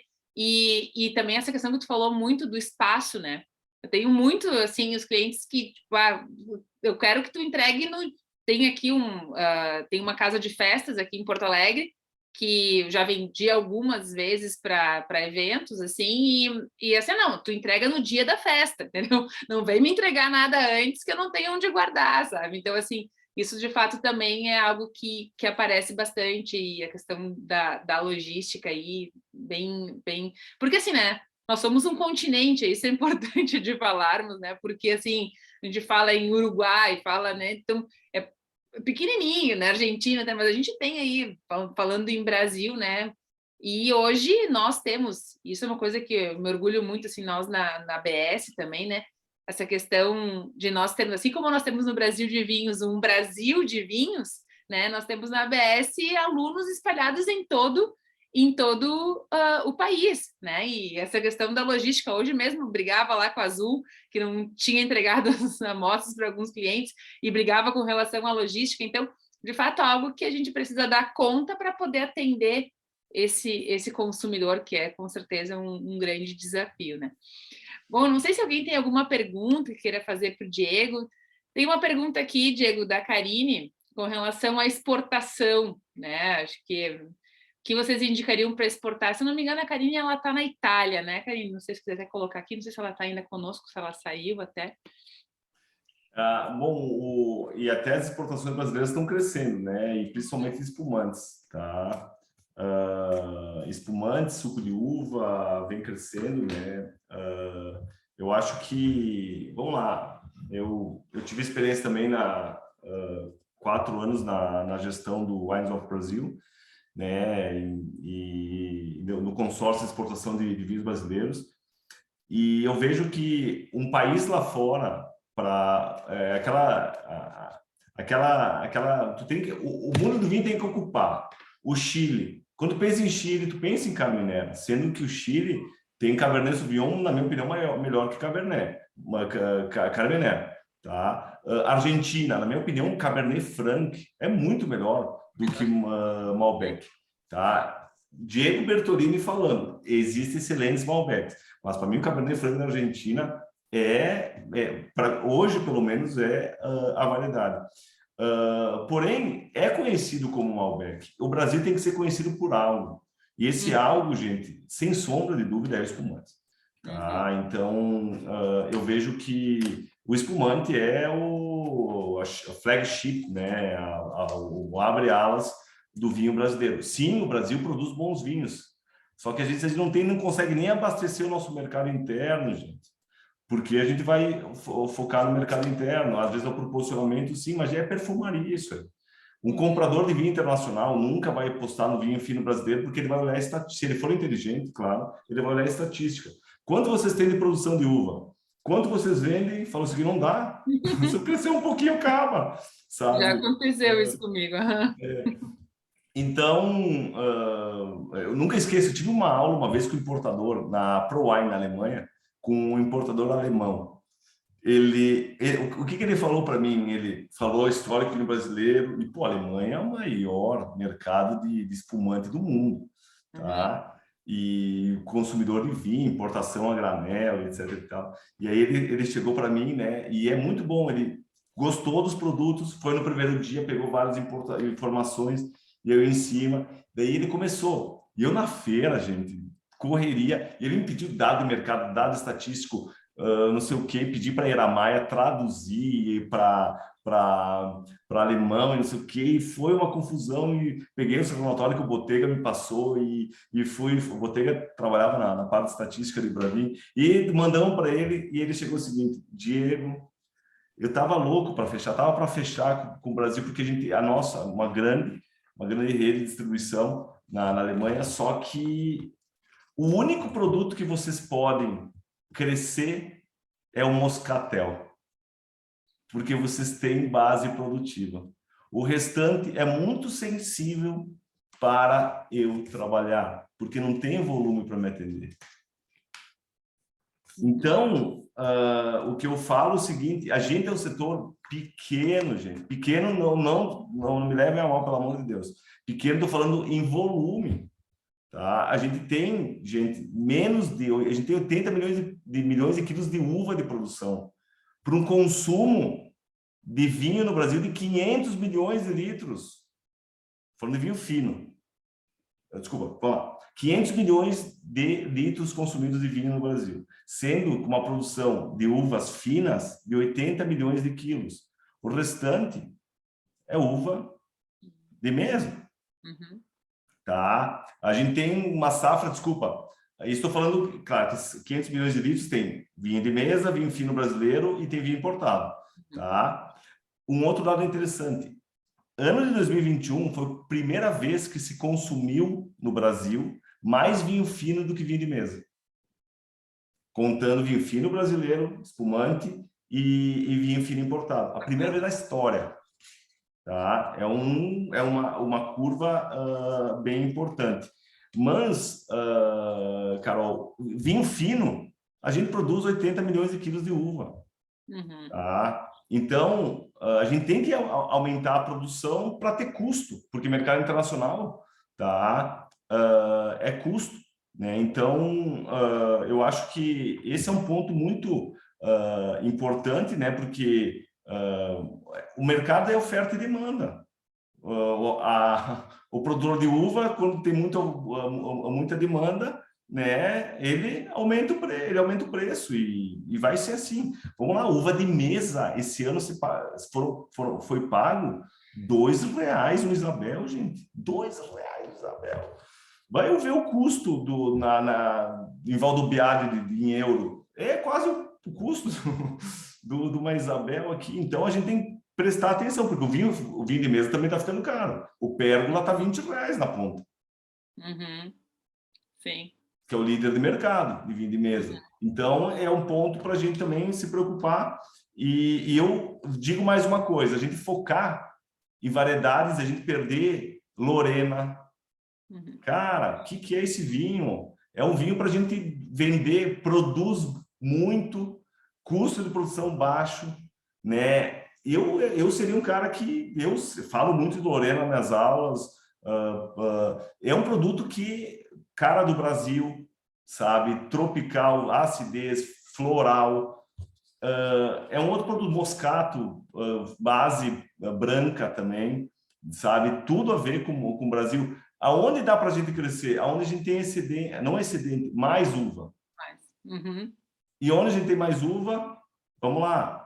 O que tem mais? Moscato, a nossa maior produção hoje de finos, né? Uhum. né? Sim. Ou Isabel Rosé. Uhum. Não, tomei esses dias um espumante, um petinate do Hélio de Isabel. Fora de série, espetacular o produto, assim, espetacular, uma coisa doida. Você abri, ninguém acreditou que era. Fiz as cegas ainda, o pessoal, que é isso? Falei, olha aí só, um pet nat de Isabel, sabe? Fora de série. Então, acho que é bem isso. Eu sou também uma super fã aí Fazer Isabel Piscine.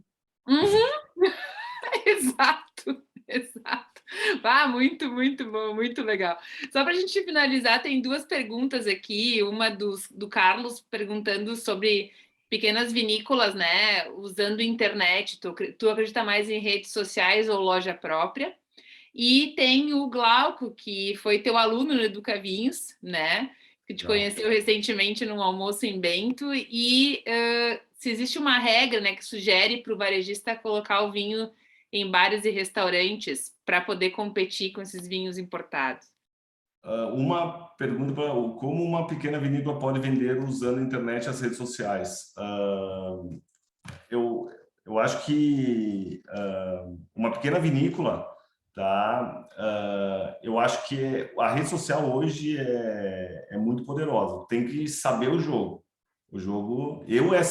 Essa semana eu fiz live e aula todas as noites. Todas as noites. Agora estou indo para amanhã eu vou dar uma palestra em São Paulo, sábado o dia inteiro em palestra, né? A gente vai fazer um workshop para 70 empreendedores em São Paulo, né? Então o digital ele é físico, é híbrido, é multicanalidade, né?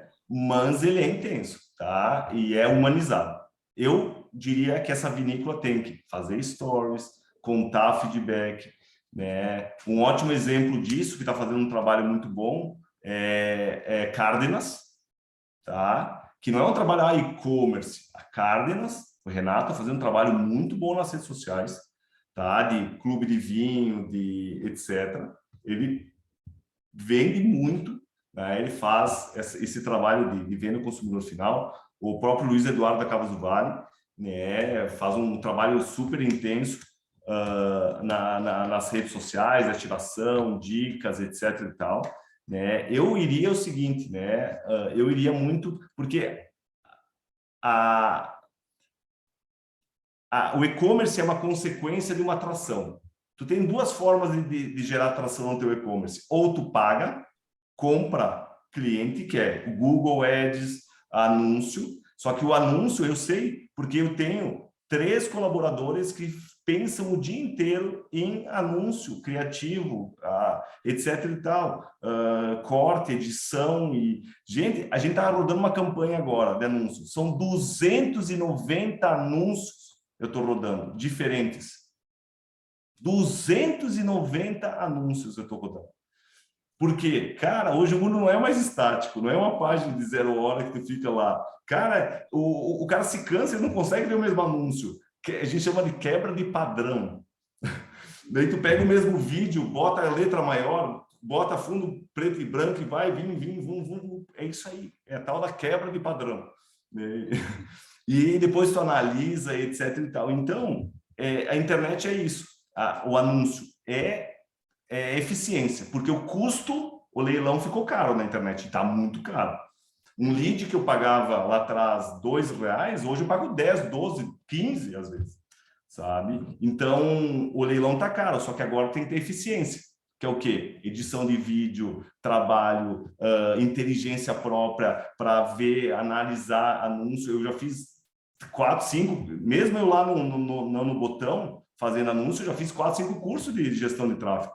Porque mesmo na questão estratégica, eu tenho que saber, né, como é o jogo. Então, eu falo, é geração de conteúdo e de valor, e vocês têm tudo na vinícola. Estão lá, trasfegando, faz vídeo.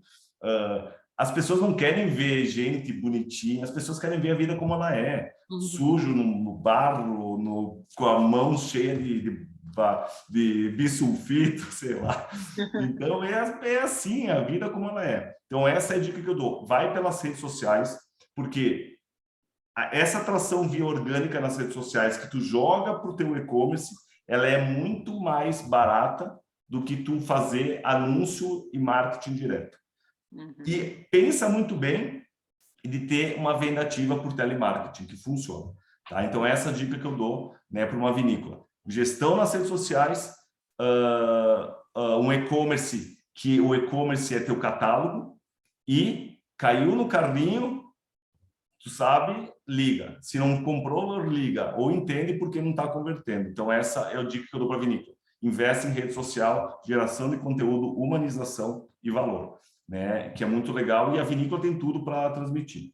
O Glauco, tá? Conheço essa figura, tá? Foi muito bom tá com ele aqui na região, né? E sobre o canal B2B, tá? Para ele que está lá em Curitiba. O primeiro ponto ele tem que entender, né, que a gente está com a pauta de vinho brasileiro. Se a vinícola brasileira proporciona política comercial, e a Carol sabe muito bem. Tá? Tem que ter política comercial. O que eu falei antes? O distribuidor de vinho, ele vai trabalhar com quem dá margem. Ele vai trabalhar com vinho bom, que ele bota na coisa, mas ele vai priorizar o que dá mais margem. Então, o ponto é garimpar vinícolas brasileiras que têm uma política promocional, uma política comercial que dê a margem para trabalhar no distribuidor, que não é 1,7, 1,8, tem que mais que dobrar, porque daí tu alongou a cadeia. Então, vamos lá. Se tu quer vender um vinho, por exemplo, em Curitiba, tu tem que ter, para alongar a cadeia, 120 a 150% de markup da ponta. Tá? 120, 150% de markup da ponta. Então, a dica que eu dou é combinar com os gregos, que é o produtor, essa questão de política comercial, porque não adianta tu ter uma margem menor lá na frente e depois a vinícola vender direto.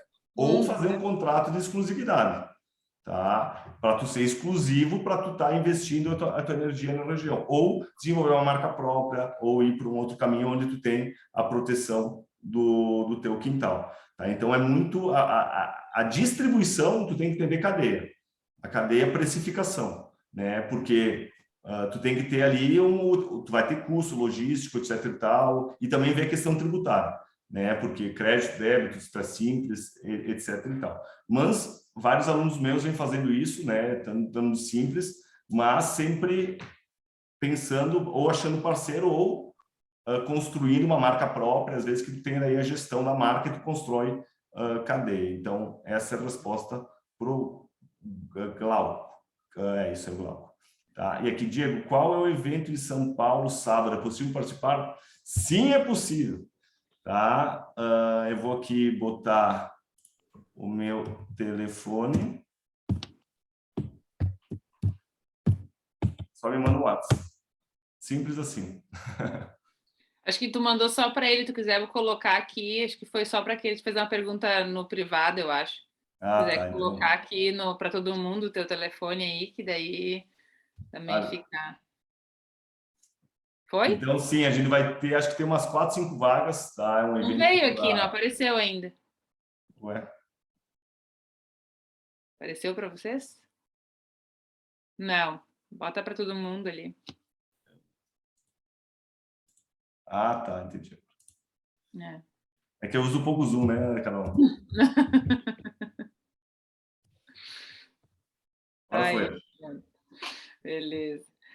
Zé, isso, acho que eu queria te agradecer muito aí pela nossa conversa, né? Eu acho que sempre a gente consegue, como eu falei, a gente tem esse material que fica gravado depois lá no nosso YouTube, e é sempre um sucesso, né? A experiência que a gente teve já depois de pessoal assistindo e compartilhando, então é muito legal. O Educavinhos faz um trabalho maravilhoso, assim. Eu tive experiências com o Diego e quando eu conto as pessoas não acreditam, mas eu entrei num Zoom um dia com o Diego para fazer uma rodada de negócios. A gente fez rodada de negócio presencial, que foi muito legal, mas a gente fez uma rodada de negócios no Zoom e tinha 200 e poucas pessoas. Aquilo me impressionou de uma forma, assim, porque como funciona super bem, né? Então isso é condução, né? É como é conduzido, né? O resultado vem da condução, vem de como é construído. Então, te parabenizar e fiquei assim, eu como uma incentivadora do setor, né? Acho que aprendi isso dentro de casa, de valorizar o vinho brasileiro e de lutar pelo vinho brasileiro. E o Brasil de Vinhos vem com esse objetivo, né? Que é de fazer esse trabalho de divulgar.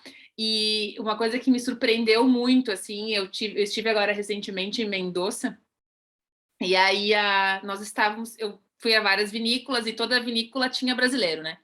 Parecia simplesmente um estado do Brasil. Parecia que não tinha saído do Brasil. Porque não tinha argentino, só tinha brasileiro. Era impressionante aquilo. E em todo lugar que eu ia, sentava... A primeira vinícola que eu fui foi na Zucardi. Sentei numa mesa para fazer a degustação. Estava o museu, a minha amiga, que estava o museu, a minha amiga, e mais 8 brasileiros. Ou seja, éramos 10 brasileiros fazendo degustação na Zucardi. E aí, todos de Belo Horizonte. E eu disse assim... Daí começamos a degustar, eu falei, vocês já foram conhecer os vinhos da Serra da Mantiqueira, né?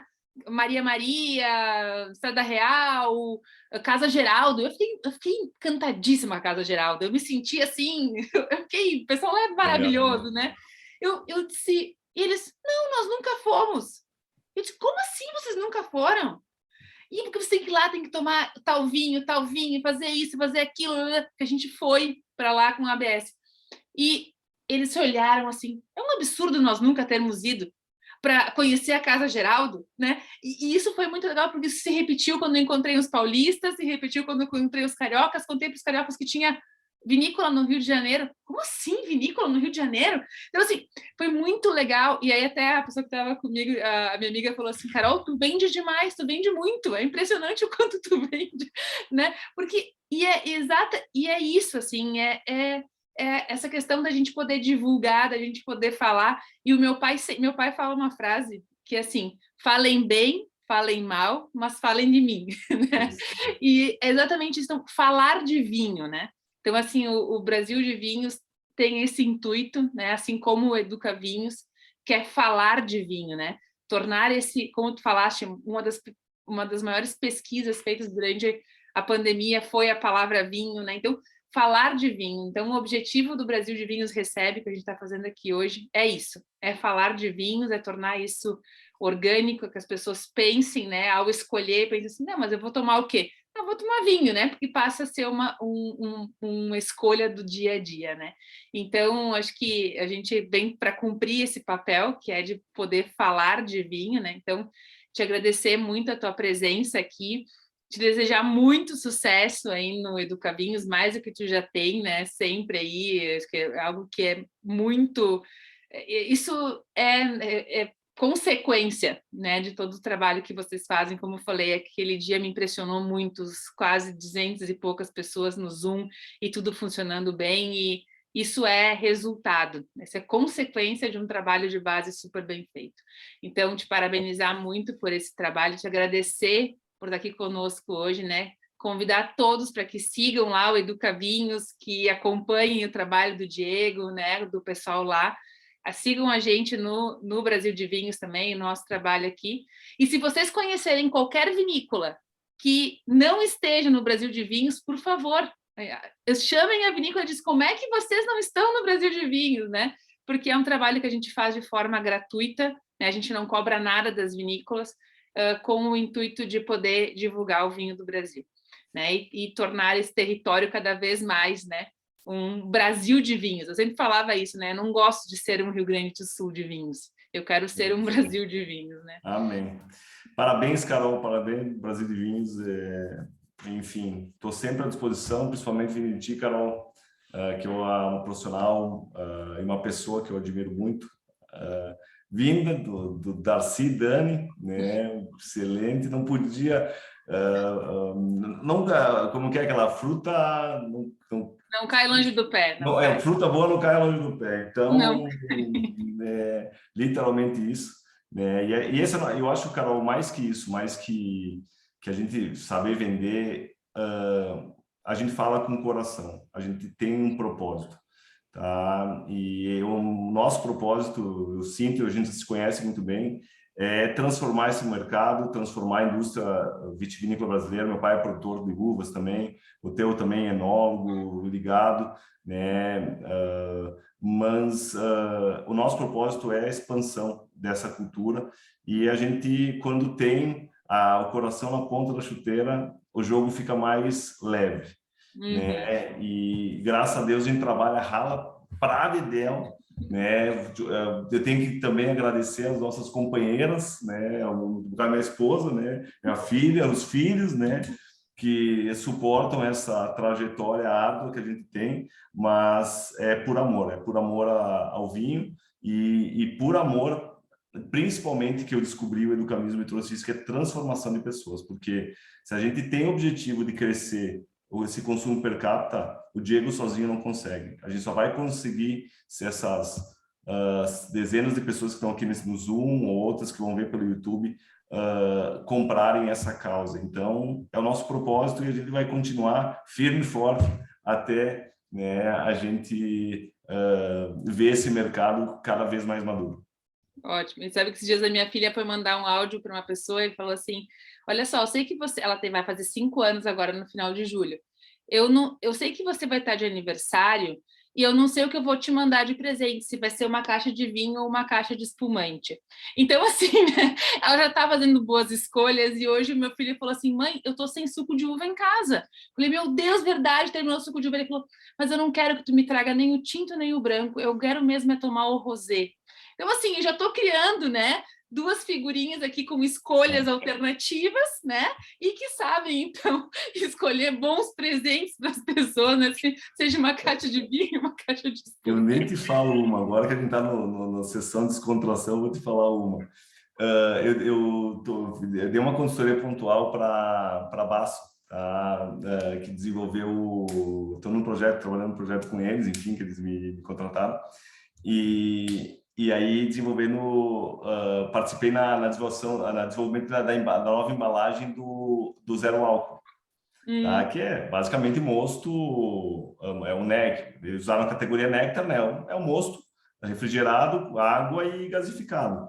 E aí eu levei para casa, já tinha degustado ele nas amostras, daí trouxe para casa umas garrafas, enfim, abri e agora botei para minha filha, agora tu vai tomar espumante, não sei o que, e ela, não posso, é algo, daí tomou assim, é bom, parece suco de uva com gás, é isso aí, filha. Agora, ninguém tira na cabeça dela que no aniversário dela tem que ter espumante. Então, no meu aniversário, papai, tu vai ter espumante, aquele espumante. Então, ela tá falando na escola que vai ter espumante, então eu tô, por favor, para me falar isso. Não, mas Apesar que eu sou o maníaco. Não, mas o bom é que a gente está também construindo novos consumidores, né? Então é isso que a gente está aí. Eu sempre falo para eles, eu vinha da escola com ela, ela fala assim: hoje você não vai trabalhar hoje, né, mamãe? Eu digo, não, hoje a mamãe vai ter que trabalhar. Então, assim, essa é uma coisa que eles vêm e acompanham a gente, né? E vão ser novos consumidores. Eu nunca me esqueço, um dia eu cheguei no Zafari. E o Rafael ele era pequenininho, tinha uns 3 anos, ele falou assim: mamãe, vem aqui, corre aqui. Eu falei: o que foi? Olha todos esses vinhos aqui que o meu vovô fazeu. Ele falou bem assim, porque, né, para ele passou a ser algo próprio, né? Então, acho que esse é o nosso objetivo. Então, muito obrigada, boa noite a todos. Dia 14 de julho estaremos aqui novamente com a Jéssica, né? Então, também imperdível, uma figuraça, né, do mundo do vinho, também dos canais de comunicação, comunica de uma forma impressionante também, né? Ela é maravilhosa na comunicação, então estejam conosco aqui no dia 14 de julho e mais uma vez muito obrigada, Diego, e boa noite a todos. Valeu, pessoal, obrigado.